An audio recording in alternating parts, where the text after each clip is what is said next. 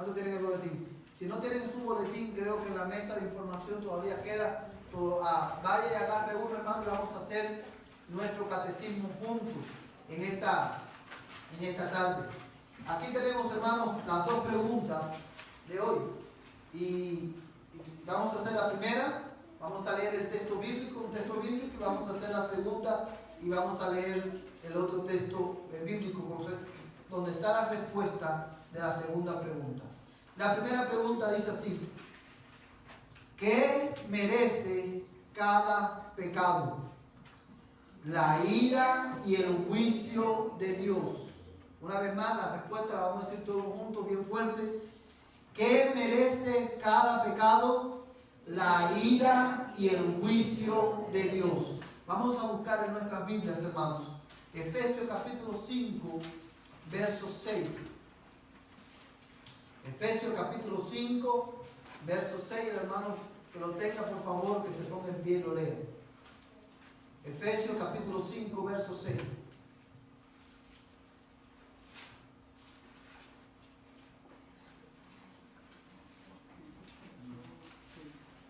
Dice, no seréis como engañar por los que tratan de justificar esos pecados, porque el enojo de Dios caerá sobre todos los que lo desobedecen. Gracias, hermano. Porque la ira de Dios caerá sobre todos aquellos que lo desobedecen. Dice, hermano, la segunda pregunta: ¿sabemos lo que Dios demanda de nosotros? Sí, Él nos ha dado su ley en nuestros corazones y también por escrito. De nuevo, ¿sabemos lo que Dios demanda de nosotros? Sí, Él nos ha dado su ley en nuestros corazones y también por escrito. Vamos a buscar, hermanos, Romanos capítulo 2, verso 14 al 15. Romanos capítulo 2, verso 14 al 15.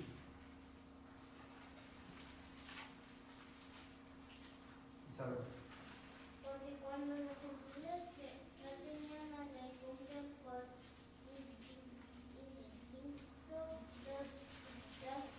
los dictados de la ley, ellos no teniendo la ley son una ley para sí mismos, ya que muestran la obra de la ley escrita en sus corazones, su conciencia dado testimonio y sus pensamientos acusándolos unas veces y otras defendiéndolos.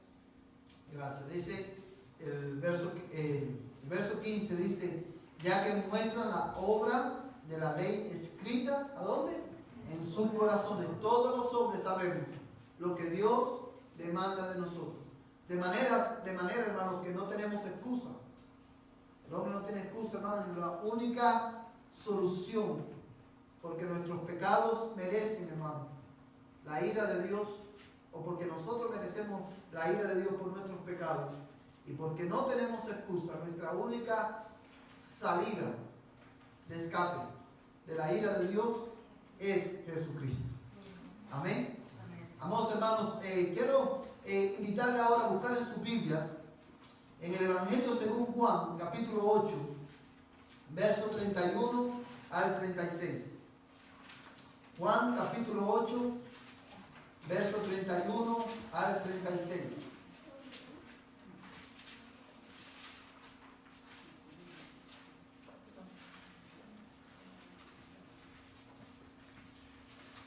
Amén. Evangelio según San Juan, capítulo 8, verso 31 al 36.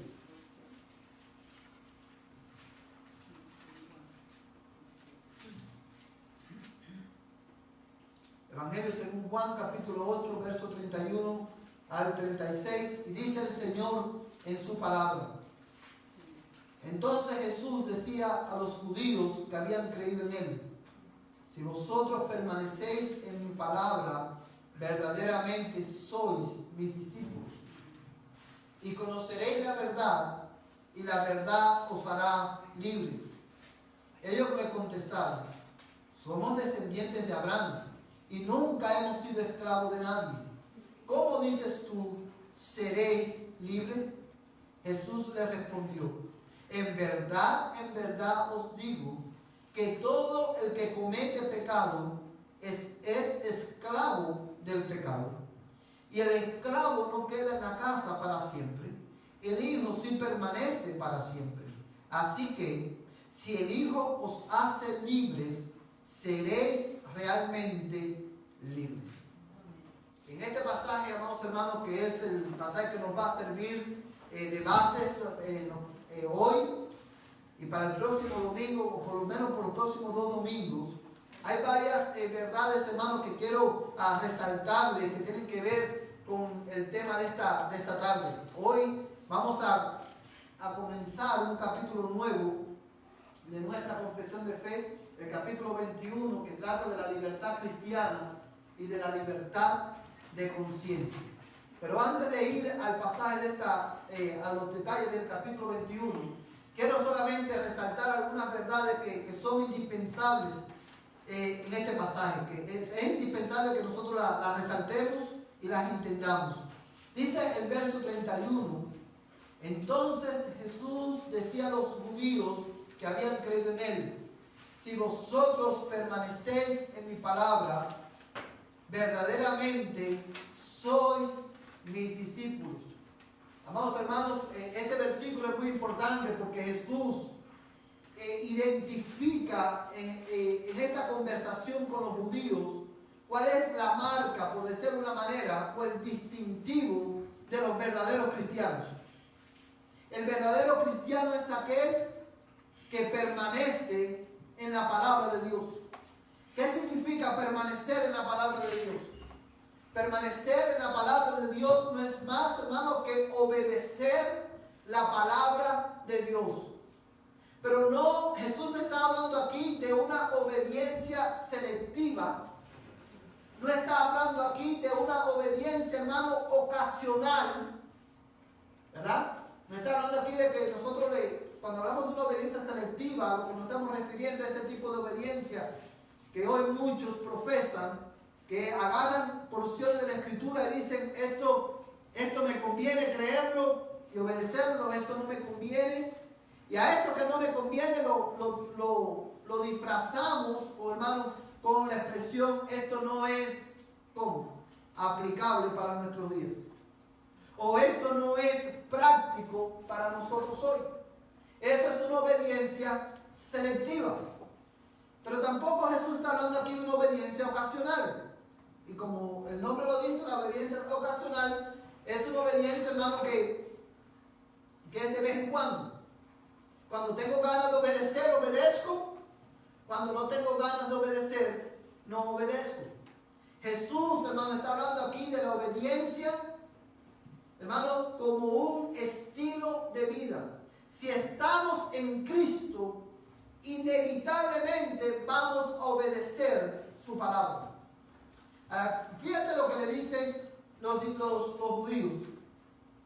Bueno, en el verso 32 dice, y conoceréis la verdad, y la verdad os hará libre. Y quiero, hermano, que veas la relación que hay entre estos dos versículos. Jesús le dice, ustedes son mis discípulos, o si ustedes permanecen en mis palabras, seréis verdaderamente mis discípulos, y conoceréis la verdad, y la verdad os hará libres. Amados hermanos, hay una enseñanza implícita en estos dos versículos, y es esta: la verdadera libertad es, hermano, la libertad de obedecer la palabra de Dios, la cual viene, hermano, de permanecer precisamente en esa palabra. ¿Sí me entienden lo que te quiero decir? La verdadera libertad no es tener libre acceso o tener libertad para hacer todo lo que nosotros querramos hacer. La verdadera libertad consiste en someternos a la palabra de Cristo. ¿Sí lo ves, hermano? Fíjate cómo dice Jesús: si vosotros permanecéis en mi palabra, verdaderamente sois mis discípulos y conoceréis la verdad y la verdad os hará libre. Ahora, en el verso 33, mira lo que dice, ellos le contestaron, somos descendientes de Abraham y nunca hemos sido esclavos de nadie. ¿Cómo dices tú, seréis libres? Jesús les respondió, en verdad os digo, que todo el que comete pecado es esclavo del pecado. Aquí Jesús, fíjate el contraste que Jesús está haciendo.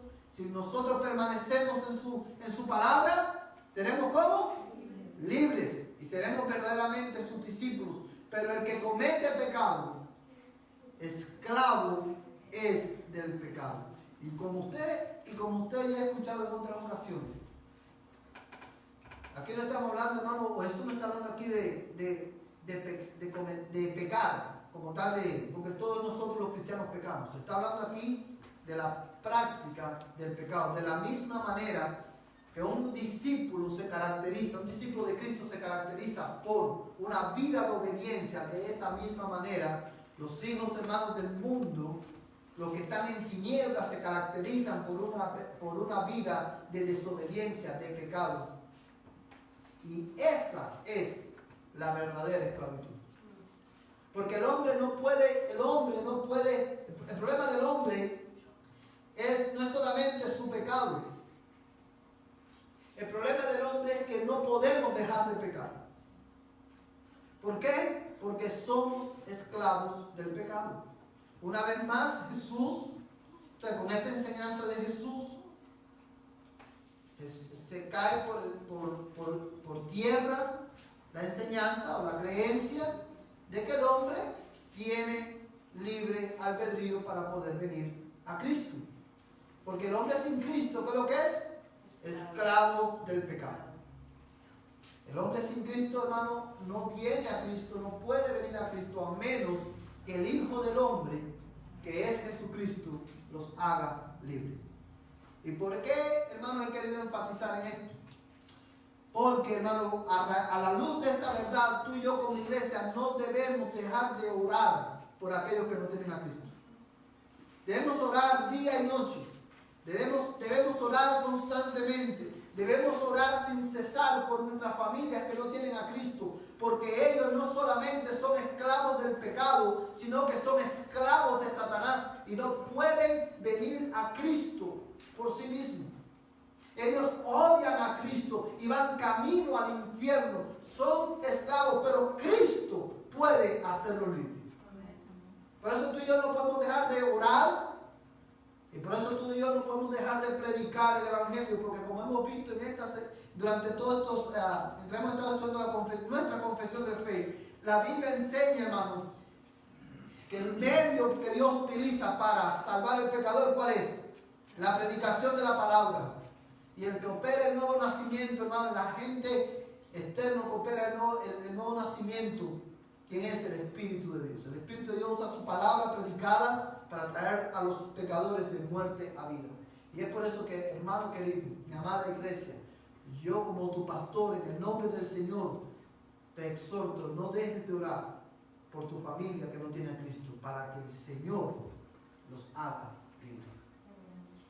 Libre del poder del pecado y libre del poder de Satanás. Y la segunda razón por la cual he querido enfatizar este versículo, estas verdades que están en este pasaje, antes de ir al estudio de esta tarde, es, hermano, porque estas verdades que están en estos versículos, de las cuales ya hemos hablado, te deben mover a ti y a mí como iglesia, no solamente a orar sin cesar, sino también a adorar sin cesar.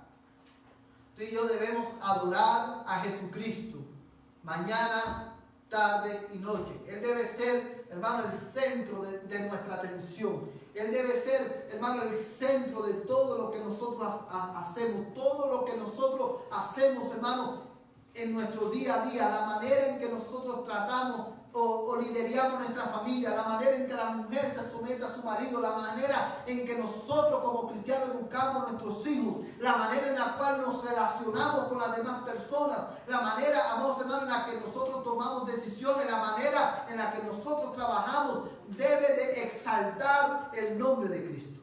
Dice la Biblia, hermano, todo lo que hagáis, sea de palabra o de hecho, hacerlo todo para la gloria de Dios. ¿Y por qué debemos hacer? ¿Por qué Jesucristo debe ser el centro de todo lo que nosotros hacemos? Y el centro de nuestra adoración, porque Él nos hizo libres. Tú y yo en Cristo Jesús somos verdaderamente libres. Es por eso que hace una semana atrás te decía, hermanos queridos, es un pecado congregarnos con la iglesia y no cantar. Piensa por un momento en el problema más grande que tú estás teniendo ahora mismo. Piensa por un momento en el sufrimiento más grande que tú estás pasando ahora mismo o que tú has vivido en toda tu vida. ¿Verdad? Que hay momentos, hermano, en la vida que nunca se olvidan, que nos marcan de tal manera, momentos difíciles, momentos dolorosos que nos marcan de tal manera que nunca, ¿sabes? Van a permanecer con nosotros mientras estemos de este lado de la eternidad, ¿verdad? ¿Sí o no, hermano?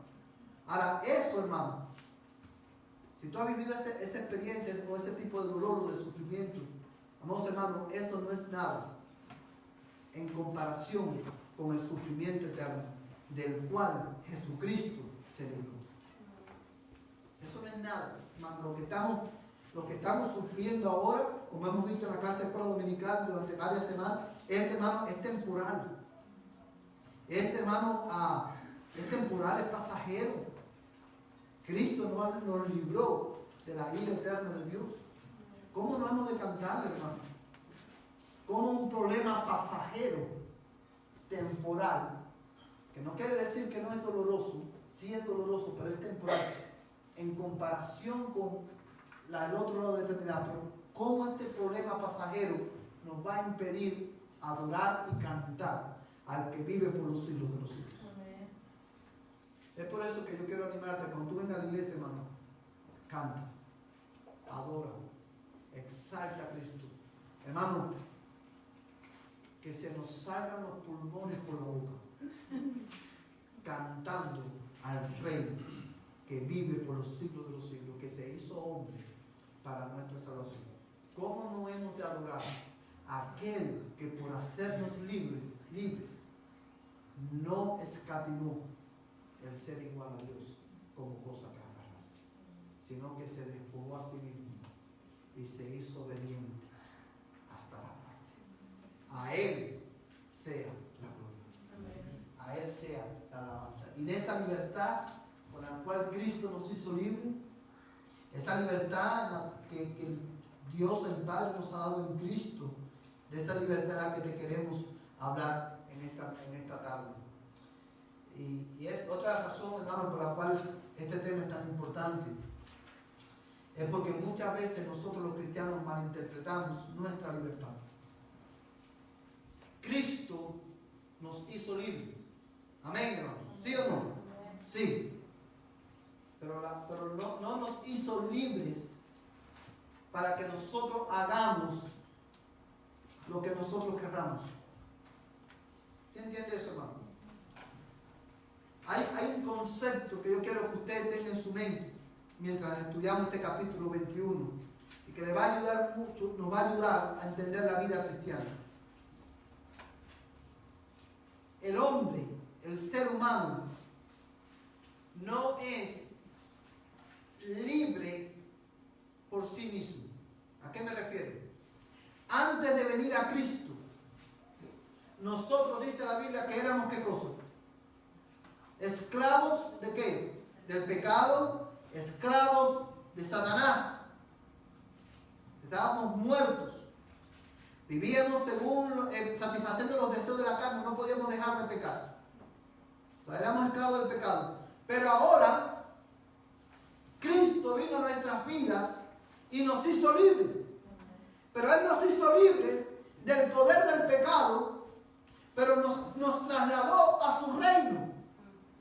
Antes de Cristo, o antes que Cristo viniera a nuestras vidas, éramos esclavos del pecado. Todo aquel que está sin Cristo es esclavo del pecado. No existe tal cosa como, yo soy libre para hacer con mi vida lo que yo quiera. Yo no quiero a Dios, yo no quiero que nadie me diga lo que yo tengo que hacer, porque yo soy libre y soberano. Es una mentira del diablo. Tú no eres libre. Si tú estás sin Cristo, tú eres esclavo del pecado y de Satanás.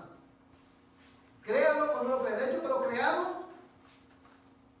no va a cambiar, el hecho que lo creamos o no lo creamos, no va a cambiar la realidad. Como la persona que está enferma muriéndose, el hecho de que lo crea o no lo crea no va a cambiar el hecho, la verdad, de que está enfermo, de muerte, ¿verdad? Ahora, Cristo viene a nuestras vidas y Él nos hizo libres, o sea, ya no somos esclavos del pecado, pero ahora Cristo nos hizo sus esclavos. ¿Sí lo puede ver, hermano? Somos libres del pecado, pero le pertenecemos a Cristo porque Él nos compró con su sangre. La iglesia es de Cristo. Nosotros vivimos no para satisfacer nuestros deseos, sino para hacer la voluntad de Cristo, agradar a Cristo, exaltar a Cristo, proclamar a Cristo, hacer de Cristo el centro de todo lo que nosotros somos. El cristiano es siervo de Cristo. ¿Sí lo puede entender, hermano? Ahora, ¿por qué menciono esto? Porque mira lo que dice Pablo a los Gálatas. Dice, porque vosotros, hermanos, Gálatas 5:13, dice, porque vosotros, hermanos, a libertad fuisteis llamados. ¿A qué libertad fuimos llamados? A la libertad del pecado, a la libertad, bueno, vamos a estar hablando de esa libertad hoy. Dice, solo que no uséis la libertad como pretexto para la carne.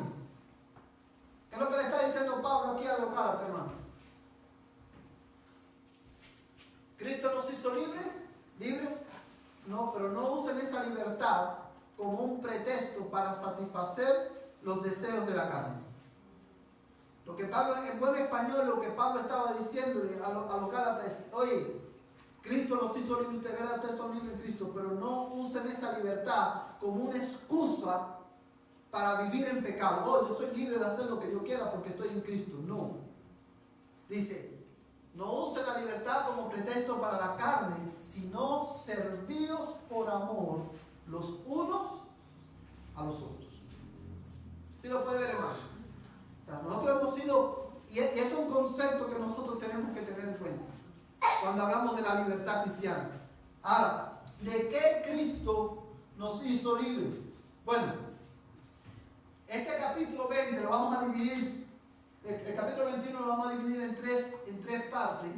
Vamos a estar hablando de la composición de la libertad cristiana. Vamos a estar hablando también del resultado de la libertad cristiana.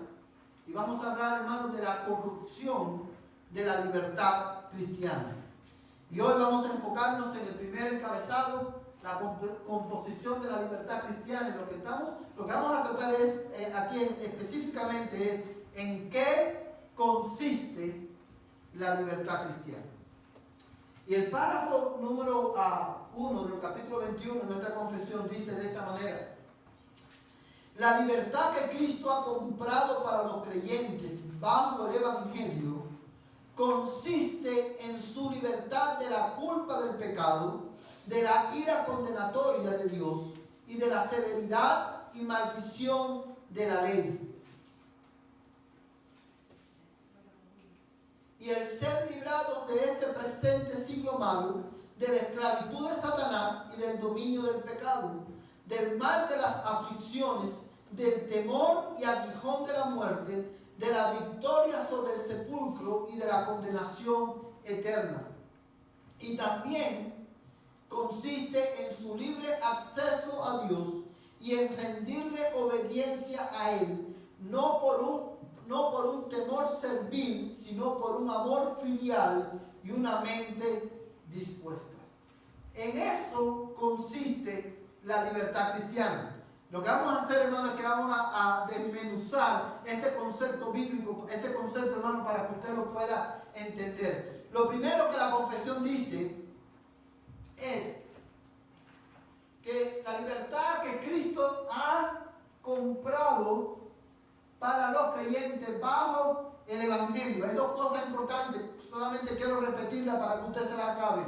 Fuera de Cristo y del Evangelio no hay verdadera libertad. Solamente en Cristo, porque Él compró nuestra libertad.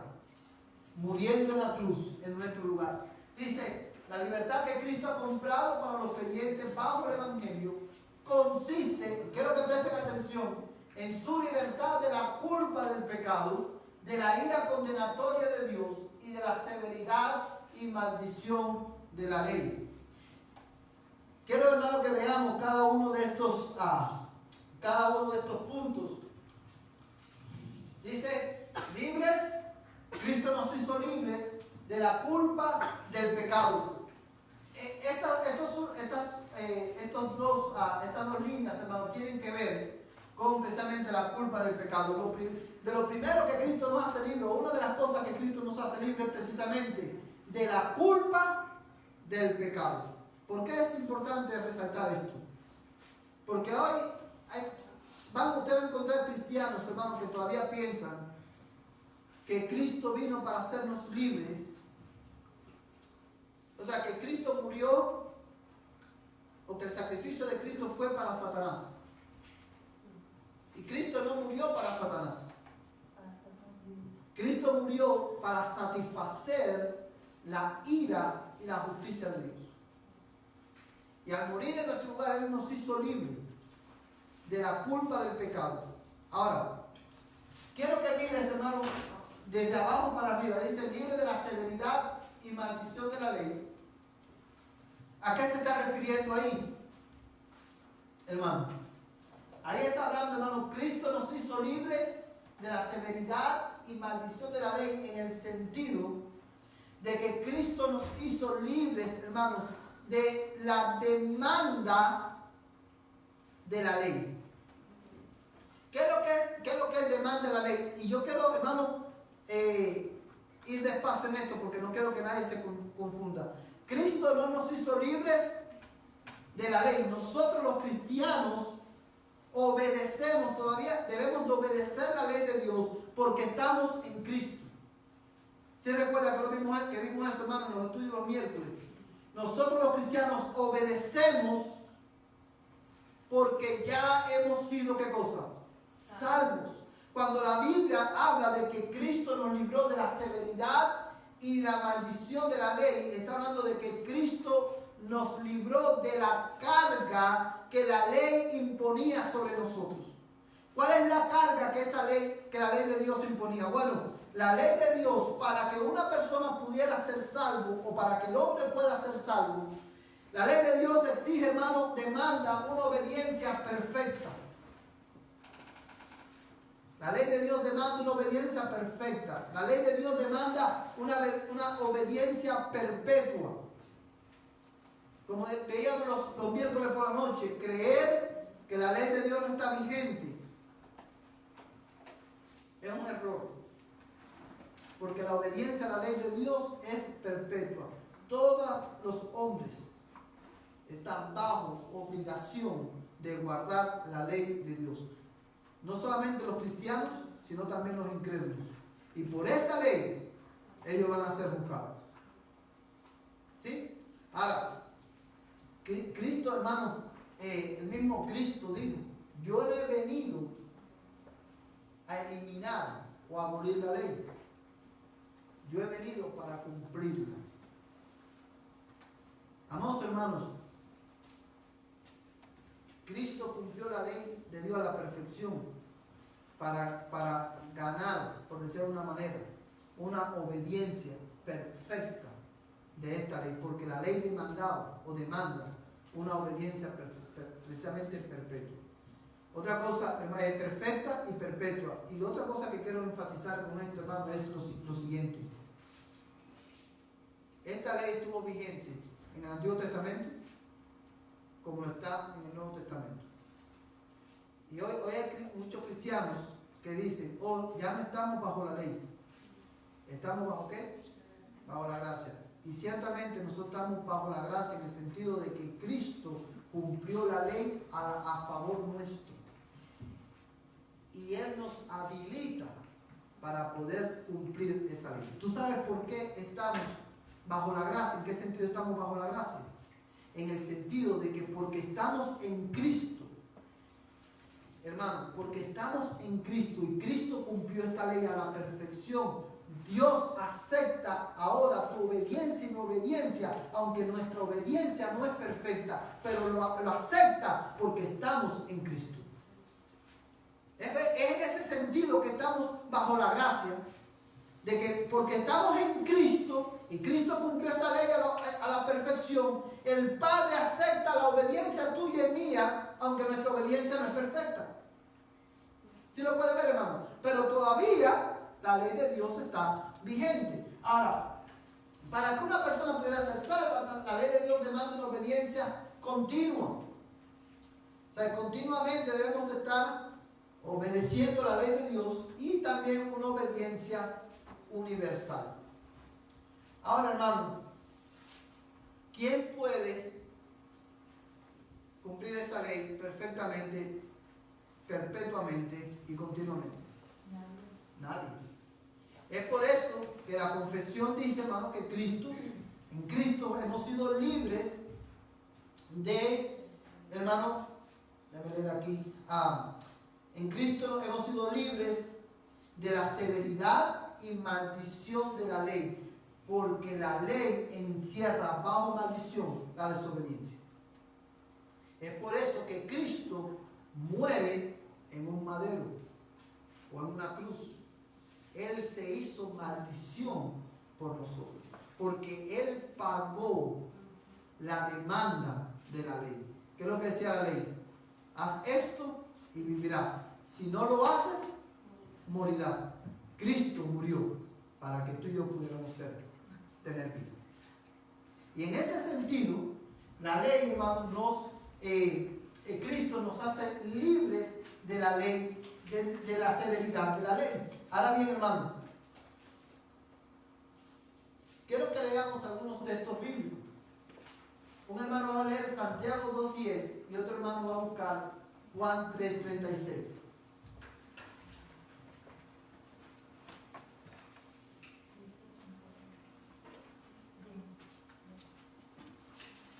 Santiago 2, verso 10.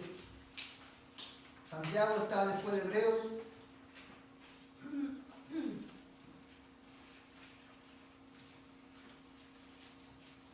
Capítulo 2, verso 10, el hermano que lo tenga, por favor. Que lo lea. Porque cualquiera que guarda toda la ley, pero tropieza en un punto, sea hecho culpable de todo.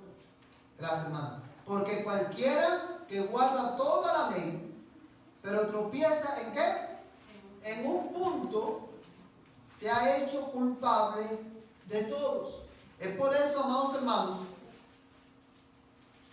que Cristo nos hace libre de la culpa del pecado. Porque al nosotros no poder cumplir la ley de Dios perfectamente, al nosotros no poder cumplir, hermanos, la ley de Dios continuamente, amados hermanos, nos hacemos culpables delante de Dios. Y esa es la razón por la cual todos los hombres permanecen sin Cristo culpables delante de Dios. Y porque permanecen culpables, porque no pueden cumplir la ley de Dios perfectamente, continuamente, son culpables delante de Dios. Y porque son culpables delante de Dios, la ira condenatoria de Dios está sobre todos ellos.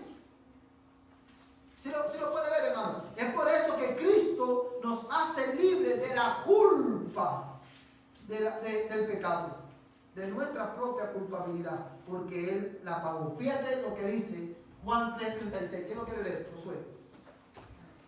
El que cree en el Hijo tiene vida eterna, pero el que no obedece al Hijo no verá la vida, sino que la ira de Dios permanece sobre él.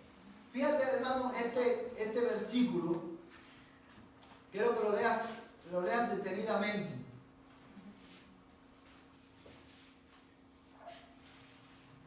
Porque este versículo que Josué acabó de leer, encierra el concepto, hermano, de la fe salvadora.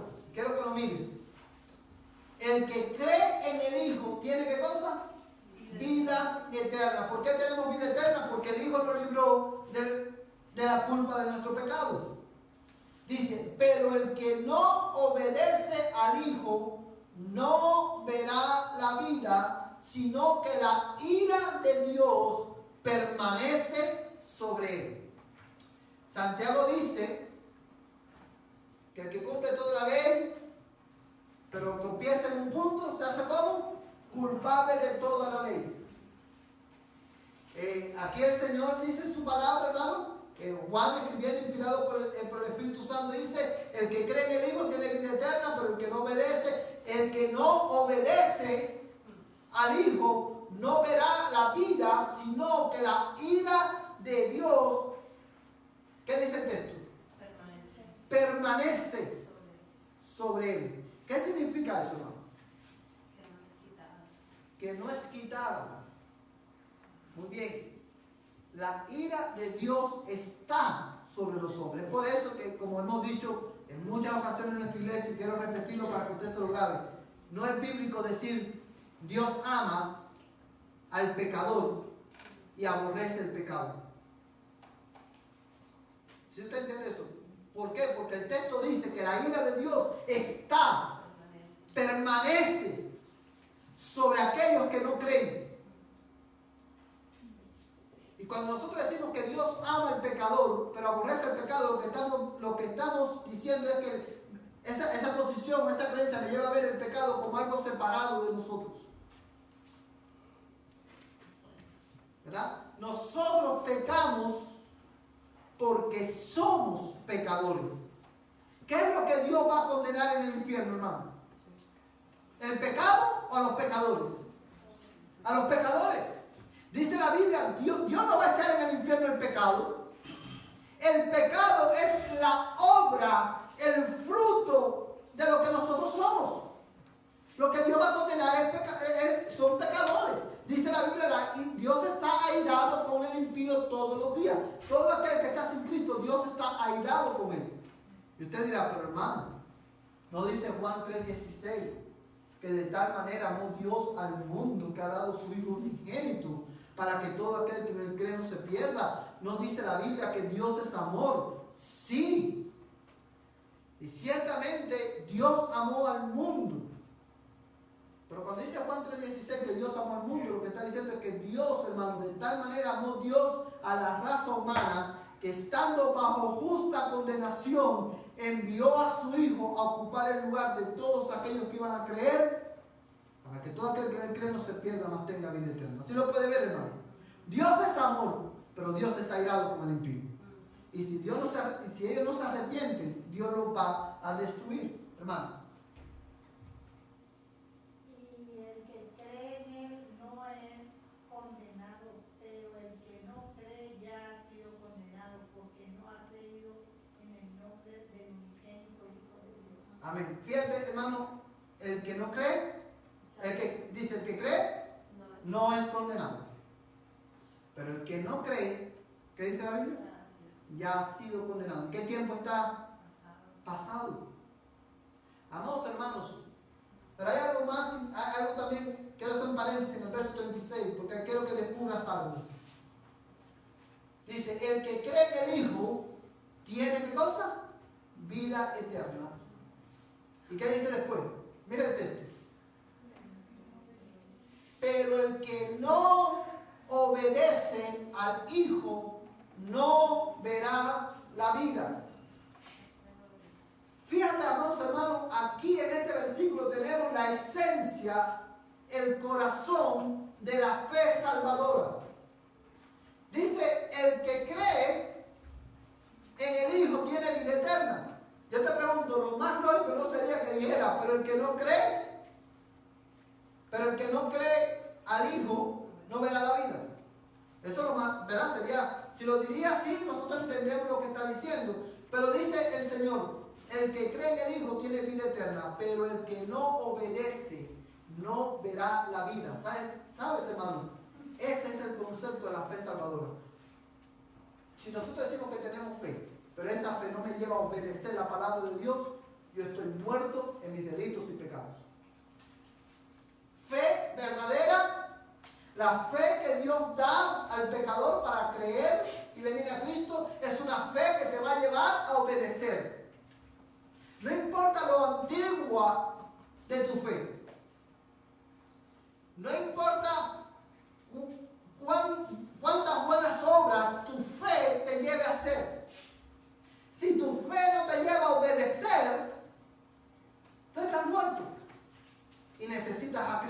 desesperadamente. ¿Sí lo puede ver en el texto, hermano? Ok, vamos a leer, hermano, ahora. Un hermano va a buscar Romanos 8:33 y otro hermano va a buscar Gálatas 3:13. ¿Quién quiere leer Romanos 8:33?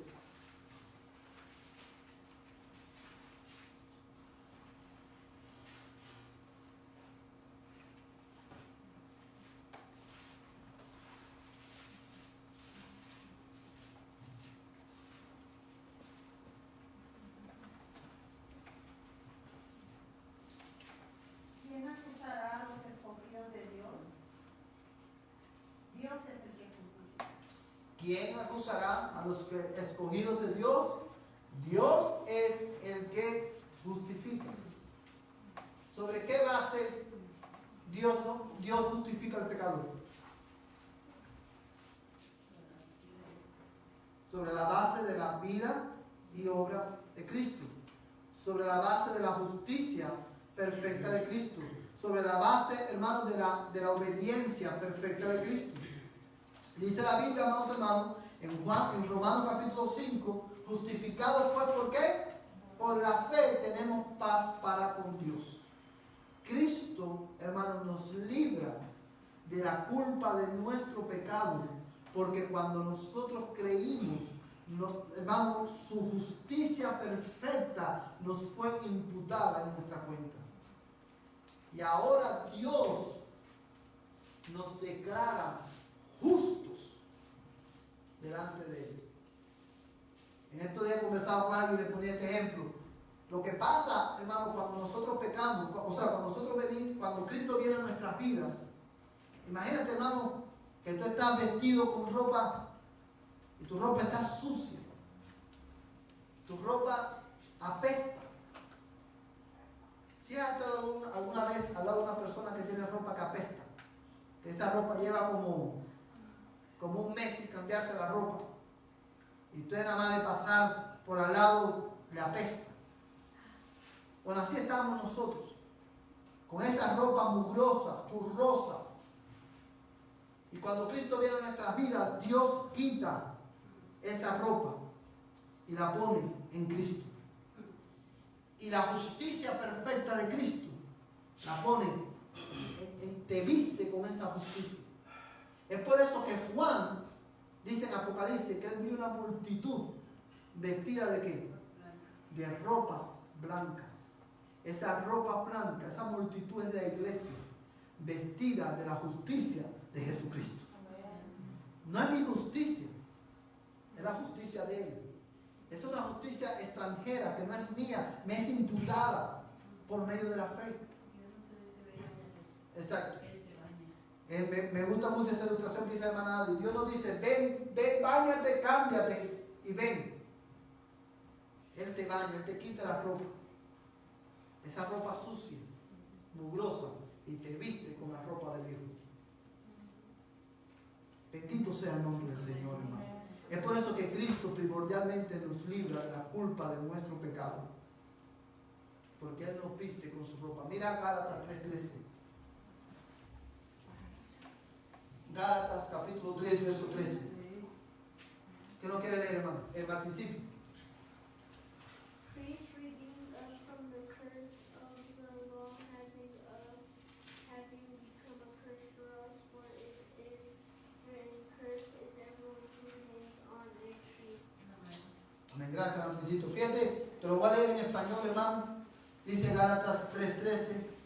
Cristo nos redimió, nos compró, nos libró de la maldición de la ley, habiéndose hecho maldición por nosotros, porque escrito está, maldito todo el que cuelga de un madero. Cristo nos redimió de la maldición de la ley. Es por eso, hermano, que la confesión comienza diciendo que Cristo nos libra de la culpa del pecado. Pero también, hermano, la confesión dice que Cristo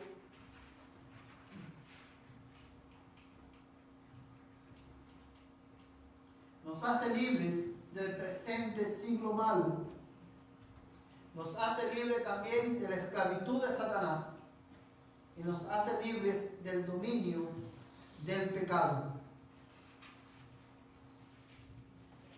Lo primero que vimos fue que Cristo nos hizo libres ¿de qué? De la culpa del pecado. Ahora, estas tres categorías, hermano, hablan, hermano, de que Cristo nos hizo libres, no solamente de la culpa del pecado, sino que Cristo nos hace libres del poder del pecado. Cristo nos hace libres del dominio del pecado, de la culpa del pecado, y ahora vemos que Cristo nos hace libres del poder del pecado. Ahora, el poder del pecado, hermano, tiene tres agentes: el mundo, la carne y Satanás. Por eso la confesión dice que Él nos hace libres del presente siglo, hermano, del mundo. Nos hace libres, amados hermanos, de la esclavitud de Satanás y nos hace libres del dominio del pecado. Quiero, hermano, que veamos algunos textos bíblicos. Quiero que, hermano, busquen Gálatas, capítulo 1, verso 3 al 4. Gálatas, capítulo 1, verso 3 al 4.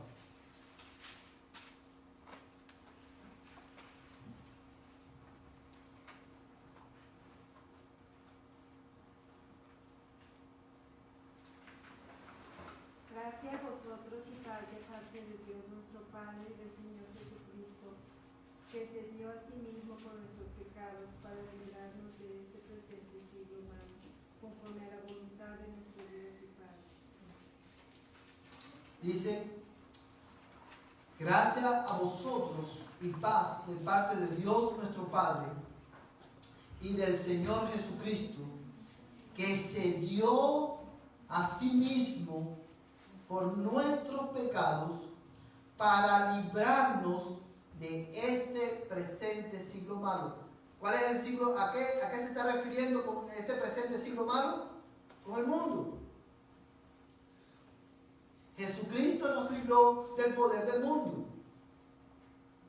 Cuando la Biblia habla del mundo, hermano, o cuando decimos que Cristo nos libró del mundo, del poder del mundo, lo que estamos diciendo, lo que la Biblia enseña, es que Jesucristo nos libró, hermano, del poder de una filosofía de vida completamente opuesta a Dios. ¿Sí lo puede entender, hermano? Cada vez que la Biblia habla del mundo, o sea, muchas veces, o en este caso particular, ahí se está refiriendo con el mundo a una filosofía de vida, hermano, completamente opuesta a Dios. Por eso que Jesucristo dice que los discípulos, cuando Él ora por sus discípulos, dice: ellos están en el mundo, y ahí el mundo se está refiriendo ¿a qué? Al planeta, o sea, al mundo. Ellos están en el mundo, pero ellos no son del mundo. O sea, aunque ellos habitan en este mundo, ellos no viven conforme a la filosofía de vida de este mundo. ¿Por qué? Porque Cristo nos libró del poder de esa filosofía de vida. Él nos libró, dice la Escritura, hermano, de este presente siglo malo. Hermano. Colosenses 2:8. Mirad que nadie nos haga cautivos por medio de su filosofía y vanas sutilezas, según la tradición de los hombres, conforme a los principios elementales del mundo y no según de Cristo. Amén. Es un pasaje muy también que, hermano, habla de lo mismo. Gracias, hermano, por ese pasaje. Quiero, hermano, que buscar también Efesios, un hermano busque Efesios capítulo 2, verso del 1 al 13. 1 al 13, gracias. Efesios capítulo 2, verso del 1 al 3. ¿Quién no quiere leer? Josué. Y él os dio vida a vosotros que estabais muertos en vuestros delitos y pecados, en los cuales anduvisteis en otro tiempo según la corriente de este mundo, conforme al principio de la potestad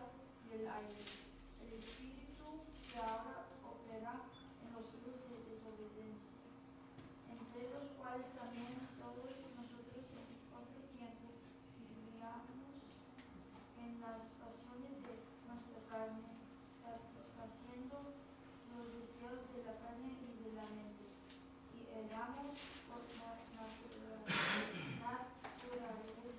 luz de ira, lo mismo que los demás.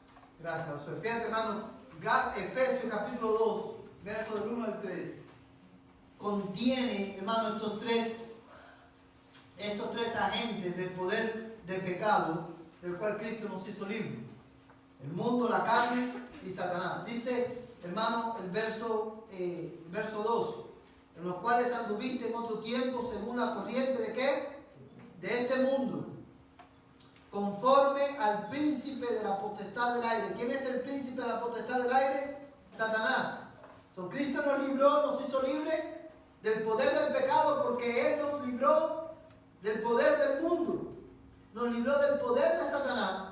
Y dice, hermano, el verso 3, entre los cuales también todos nosotros en otro tiempo vivíamos en las pasiones de nuestra carne, satisfaciendo, ¿qué cosa? Los deseos de la carne y de la mente, y éramos por naturaleza hijos de ira, lo mismo que los demás. Amados hermanos, nosotros los cristianos somos, hermanos, libres en Cristo, porque Cristo, hermano, nos hizo libres de la culpa del pecado y nos hizo libres del poder del pecado. Y eso es parte, o en eso, ¿sabe? Eso es parte de la libertad cristiana. Es por eso que hoy nosotros somos un pueblo libre. Es por eso que ya el pecado no tiene dominio, no tiene poder sobre nosotros, porque el Señor nos hizo libre. Ahora, yo te hago una pregunta, y quiero terminar con esta pregunta. ¿Cómo esta verdad afecta nuestras vidas? Yo te hago una pregunta, hermano. Te hago esta pregunta por lo siguiente. Porque acabamos de ver en la Escritura que Cristo nos hizo libres, no solamente de la culpa del pecado, ya no hay más condenación para los que están en Cristo Jesús. Pero también Cristo nos hizo libres, vimos en la Escritura, del poder del pecado. Ya el pecado, el mundo, Satanás y mi naturaleza pecaminosa no tienen poder, no tienen autoridad sobre mí. Ahora bien, pero aún así, nosotros luchamos con pecado. Y esta verdad, hermano, que acabamos de ver, lejos de desanimarnos, lo que nos debe es alentar. Porque si usted está luchando con algún pecado en específico, ya sea el pecado de la ira, ya sea el pecado, hermano, de la mentira, ya sea el pecado, hermano, de la falta de fe, ya sea el pecado de la pornografía, cualquier pecado con el cual usted esté luchando, tú sabes, mi hermano, que en Cristo hay libertad. Ven a Cristo en esta tarde. El Señor, tú me has hecho libre del pecado, del poder del pecado. Tú me has hecho libre de la culpa del pecado. Dame victoria sobre este pecado específico con el cual yo estoy luchando. Y en Cristo, hermano, tú serás libre de ese pecado específico, porque en Cristo hay libertad. Recuerda las palabras del Señor Jesús: si el Hijo te libertara, seréis verdaderamente libres, porque ni el pecado, ni el mundo, ni Satanás tiene dominio sobre nosotros. Que Dios te bendiga. Vamos a ponernos en pie y vamos a terminar en oración.